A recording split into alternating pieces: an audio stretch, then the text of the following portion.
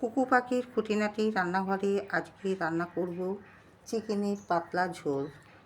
চিকেনের জন্য আমি আলু আর গাজর কেটে নিয়েছি। এখানে সব রকম মশলা আমি কুচো কুচো করে কেটে নিয়েছি। পেঁয়াজ, টমেটো, রসুন, কাঁচা লঙ্কা। কড়াই বসিয়ে দিয়েছি, তেল গরম হয়ে গেছে। আলু আমি ছেড়ে দিলাম ভাজবার জন্য। আলু ভাজা ভাজা হলে তারপরে আমি পেঁয়াজ, টমেটো, রসুন কেটে রাখা এক এক করে দেব। আজকে কোনো বাটাবুটির ঝামেলা আমি রাখিনি, দেরি হয়ে গেছে।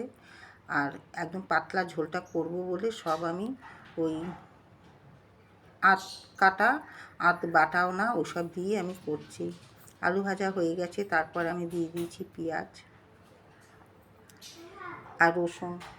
পেঁয়াজও আমার ভাজা ভাজা হয়ে গেছে, দেখতেই পাচ্ছেন। এবার আমি দিয়ে দেবো এতে চিকেন, ধুয়ে রাখা চিকেন দিয়ে একটু ভাজা ভাজা হবে। তারপরে আমি দেবো কেটে রাখা টমেটো আর কাঁচা লঙ্কা। চিকেনটা একটু ভাজা ভাজা না করলে একটু আঁশটে গন্ধ ছাড়ে, যার জন্য চিকেনটা আমি এর মধ্যে দিয়ে একটু ভেজে নিই। চিকেনও ভাজা ভাজা হয়ে এসে এবার আমি দিয়ে দেবো এতে টমেটোটা দিয়ে নেড়ে চেড়ে টমেটো একটু নরম হবে।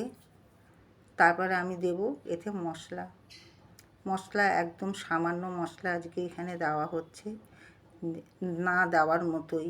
এখানে আমি নিয়েছি একটু জিরে গুঁড়ো, ধনে গুঁড়ো, হলুদ গুঁড়ো আর পরিমাণ মতো নুন দিয়ে আমি ভিজিয়ে রেখেছিলাম মশলাটা। খানিকটা আমি ভিজিয়ে রাখি গুঁড়ো মশলায় রান্না করলে। এবার আমি এই মশলাটা আমি দেব। আমার চিকেনও ভাজা ভাজা হয়ে গেছে। এবার আমি দেবো এই মশলা দিয়ে আমি কষানো আমার হয়ে গেছে, তেল ছেড়ে গেছে, দেখতেই পাচ্ছেন। এর মধ্যে আমি দিয়ে দেবো সেদ্ধ হওয়ার মতো পরিমাণ মতো জলটা আমি একেবারেই দেব যতটা আমার লাগবে। এটা স্যুপ না, এটা হচ্ছে তেলানি একদম পাতলা ঝোল। স্যুপ হচ্ছে অন্যরকম, এটা একদম তেলানি পাতলা ঝোল করলাম। বাচ্চা মানুষ এই যতই গরম পড়ুক তাতে খেতে চায়। আমরা বড়রা বুঝতে পারি, বাচ্চারা তো বুঝতে পারে না। যার জন্য একটু বায়না করছিল বলে চিকেন নিয়ে এসেছি, নাহলে আনবার আমার একদমই ইচ্ছা ছিল না এই গরমেতে, যা গরম পড়েছে। তো চিকেনের ঝোল আমার রেডি হয়ে গেছে, দেখতেই পাচ্ছেন। ও তার মধ্যে আমি একটু দিয়েছি মিষ্টি এতে, আর দিয়েছি একটু শাহি গরম মশলা। এই ছিল আমার আজকের রান্না। ভালো লাগলে লাইক কমেন্ট দিয়ে পাশে থাকবেন পরবর্তী রান্নার অপেক্ষা দেখবার জন্য।